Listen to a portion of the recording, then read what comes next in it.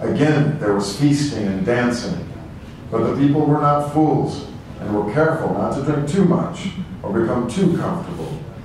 They had learned from their mistakes of the previous year, and the more cautious people of the village agreed to stand watch till morning. It was a sleepless but uneventful night, and as dawn was approaching, the sentinels returned to their homes. Then, just as the eastern sky began to glow, there was again a stirring in the woods. Quietly, the Oni emerged from the forest, and with its great claws tore through the walls of the rice stores as though they were paper. Then it began to fill its belly. The people were exhausted, but they had prepared for this, and they raised their arms in a coordinated attack against the beast. But the demon was hungry, fierce, and though the peasants fought with all their hearts, they were no match for the vicious beast. By morning, the town's food stores lay ruined. For many months thereafter, there was no feasting in the village, and no merriment, and the villagers went about their business hastily. The town was dark, quiet, and fear hung in the air like mist. With nowhere left to turn and unsure of their course, the villagers cried out to the gods of Mitsuishi to send them help. And even as they cried out, a group of 3 strangers appeared from the woods at the foot of Mount Oyama, shoulders powdered with snow, as though they had descended directly from the high peaks above. With their food stores empty again, and with very little left in their kitchens, the cold and hunger were unbearable through the winter. And a tragic winter it was, as many of the town's elders and the frailest of the young were taken by hunger and passed quietly from this world to the next. But winter came and went, and the village tended to its crops, and again the gods of Mitsuishi favored them with a plentiful harvest. The people were at first quite scared of these newcomers, but the village grandfather saw instantly they were not demon, they were not Oni, and offered them a place at his table. The newcomers ate the freshly harvested rice, but took no sake, and they ate in silence. And sure enough, in the blackest part of the night, just before dawn breaks, the demon again crept into town and made its way toward the rice stores. But this time, the village was ready. The warriors sprang upon him, and a great battle ensued.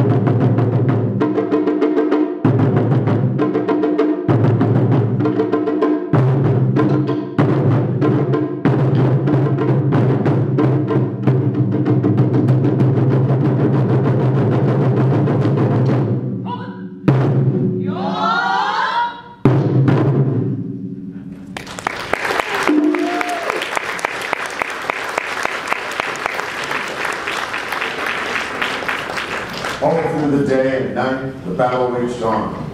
But the warriors of Mitsuishi had at last cornered the beast against 3 large rocks near Mitsuishi Temple. And there, with no energy left to fight, the demon was brought to its knees. The strongest of the warriors held him at bay, saying, "We have defeated you, Latsetsu, the eternal hunger, demon of the forest, and you may do no more harm. Will you yield?"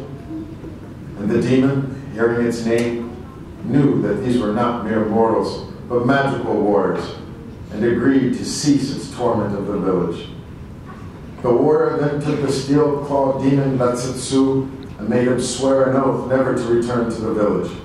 And to bind him to his oath, he made the demon leave his handprint in the rocks of Mitsuishi Temple, so that future generations might know its truth. The villagers were overjoyed to at last be free from the tyranny of the demon Latsetsu. And to honor the warriors of Mitsuishi, they held a great feast and fashioned a celebratory dance to show their gratefulness. The festivities lasted long into the night, and when at last morning came, the strangers were nowhere to be found. The people knew they had received a gift from the gods, and to recognize this, they left behind the name of Okoyama, Mount Oko.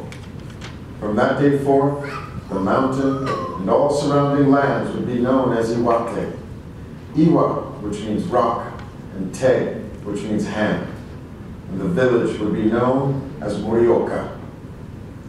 And it is by that name that the lands of Japan's frigid northeast are known to this day. The dance villagers celebrated with this victory is called the Sansa Odori. Moriya Sansa Odori Festival, held from August 1st through the 4th, is one of the 5 great festivals of Tokoho. Over 10,000 Taiko drummers and dancers parade through the city. The Sansa Festival is listed in the Guinness Book of World Records as the largest Taiko drum festival in the world. Takohachi would like to perform for you now, Sansa Odori.